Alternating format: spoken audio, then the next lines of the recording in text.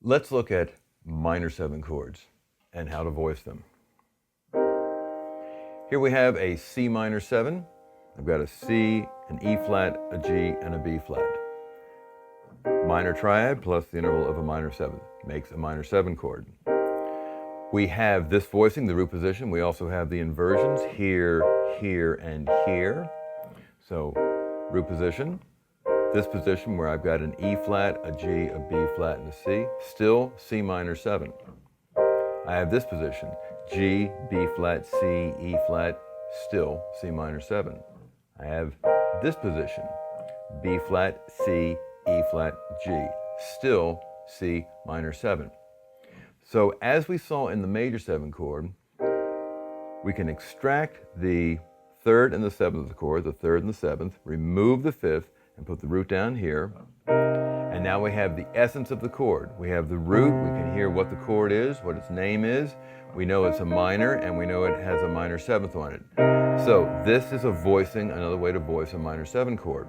I could also move the E flat up an octave to here and voice it up here. I can move the B flat up an octave from here and voice it this way. You notice if you keep voicing it up here, it starts to lose a lot if you get up too high.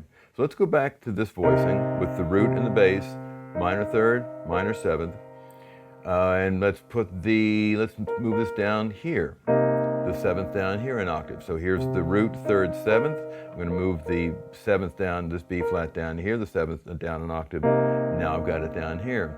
And yes, you can also double the 7th. I could play that. Or I could go up here and double the 3rd. So I've got the root, the 3rd, the 7th, the 3rd, 2 thirds. Or the root down here, the 7th, the 3rd, and another 7th. So we can double those notes to make it richer.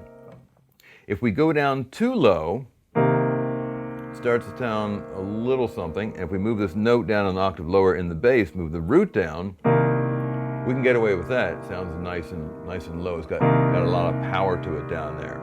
You might use this in something where you want it to have a lot of grunt to it when it's really down low.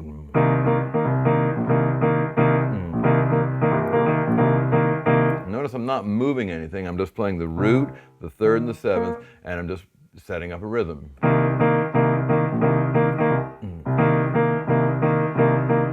Nice and low down there.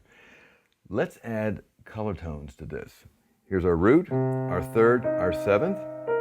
Let's add color tone 9, a whole step above the root. We can add it here, so we get that. We could move the 7th down here, have the root, the 3rd, the 7th this way. So our voicing from the bottom up is root, 7, 3rd, and put the 9 right here. So we have a choice of this or this. We could put the 9 up on top.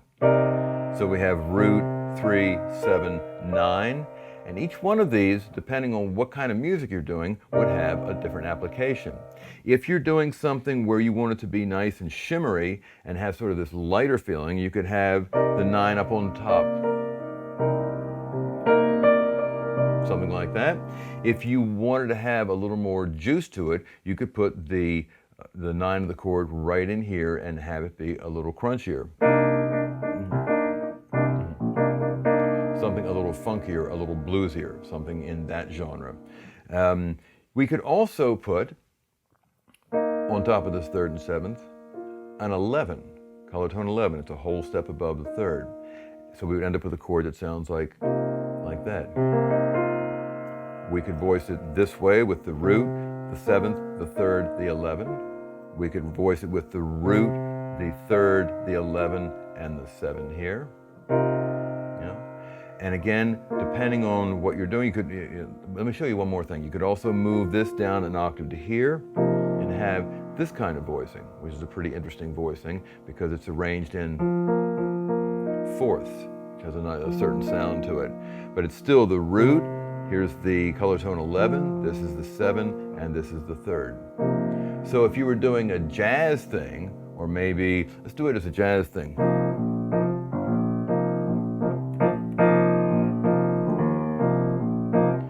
I'm playing a little bit of stuff in the bass, but I want you mainly to hear the chord.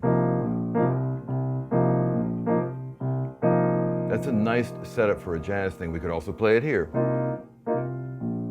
Let's say you were doing a Latin thing and you wanted to have a little crunch to it. You might put the 9 here. You actually can put it anywhere, but let's say you like the way that feels.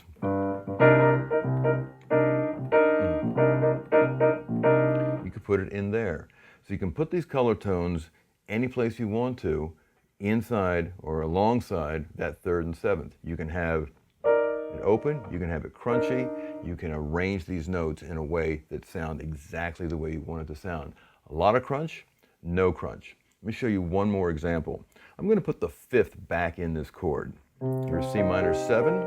I'm going to take the root out, leave it down here. I'm going to invert the chord down to here. So I've got the root, the 7th, the 3rd, and the 5th. So I've got a C, a B flat, an E flat, and a G. And notice how this sounds. I'm going to put a D in there right next to the E flat. Right? And again, you've got a very crunchy sound that you could do this for something that had a really nice sort of strutty rhythmic feel to it.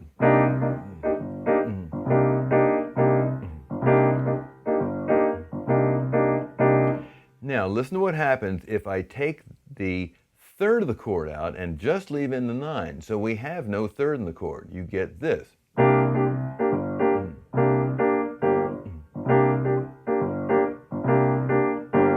Which is a very interesting kind of sound. You could also put them, once again, both in there. You could also go back and forth between them.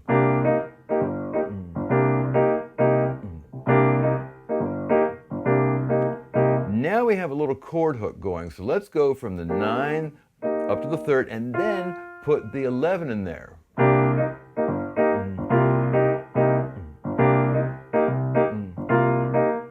So I'm playing the 9 going to the 3rd and then the 11th coming back to the 3rd. Watch it one more time.